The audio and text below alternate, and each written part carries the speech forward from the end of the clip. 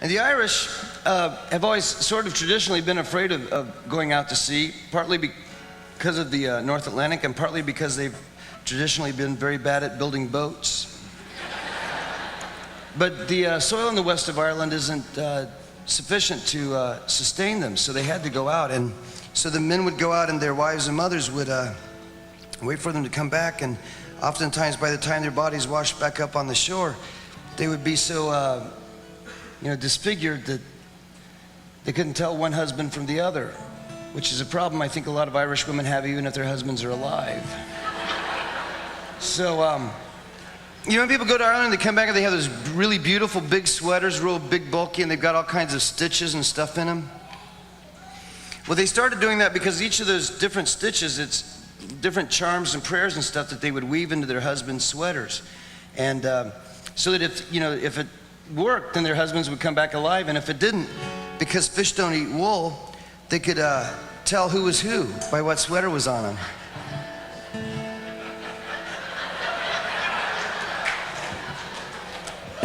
I just think that's a charming story. Okay, so go out and live real good, and I promise if you do, you'll get beat up real bad. But a little while after you're dead, you'll be rotted away anyway. It's not going to matter if you have a few scars. It will matter if you didn't live.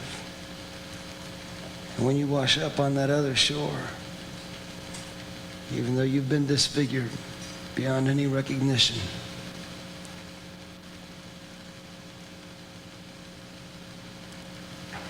the angel's going to see you there and they'll go, "What is this? We're not even sure if it's human." But Jesus will say, "No, that's human. I know that one." And they'll say, "Jesus, how do you know that one?" And he'll say, "Well, you see that sweater he's got on?